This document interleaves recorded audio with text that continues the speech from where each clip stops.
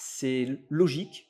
Vous allez me dire, on n'avait pas besoin de toi pour avoir cette information-là, mais souvent, elle est négligée, cette solution.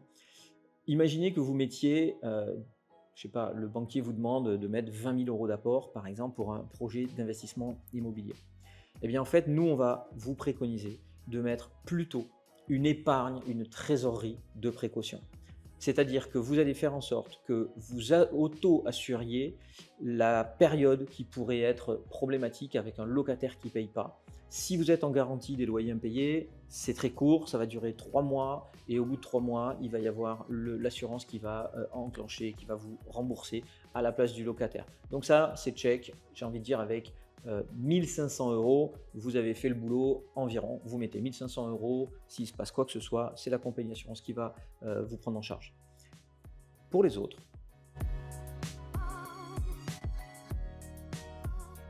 on vous invite à mettre de l'épargne de trésorerie, mais de façon un peu plus conséquente. C'est-à-dire que idéalement, il faudrait que vous soyez en capacité de remplacer le locataire pendant une durée de 1 année.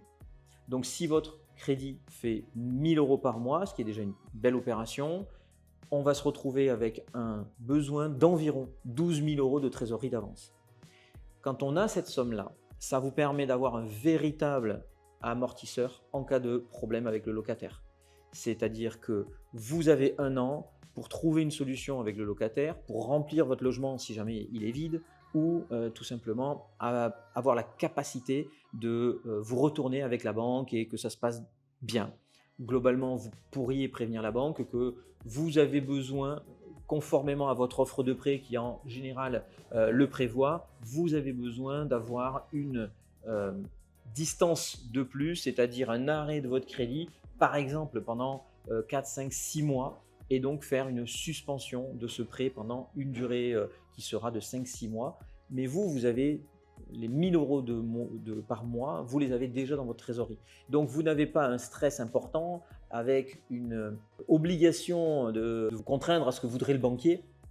Là, c'est vous qui avez les mains encore et une tranquillité, une sérénité, puisque vous allez le voir, vous continuez à payer malgré le fait que le locataire ne paye plus, et vous allez lui demander tout simplement de mettre en off pendant quelques semaines, quelques mois, le crédit, histoire de retrouver un petit peu d'air et de ne pas manger votre trésorerie.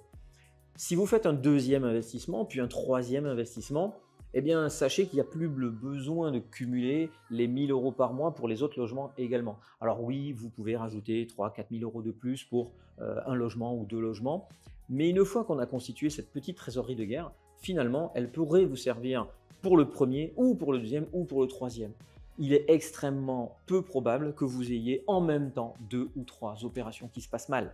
Donc, en ayant, on va dire globalement, 15 000 € sur un compte de trésorerie immobilière, un compte spécifique qui n'est pas le même que celui que vous utilisez au quotidien, je vous invite à ouvrir un compte en parallèle de votre opération ou de votre banque, dans la banque dans laquelle vous êtes ou celle qui va vous accorder un crédit. Vous leur demandez d'ouvrir un compte à part pour gérer uniquement ces opérations immobilières. Et là, vous y verserez tous les loyers, vous y ferez tous les versements nécessaires pour compléter si c'était le cas, mais surtout vous allez prélever les crédits sur ce compte-là, vous allez prélever tout ce qui est à prélever, la taxe foncière, etc., etc. Et là, vous aurez un compte qui est très propre, très clair, et vous saurez exactement où vous en êtes de vos opérations immobilières.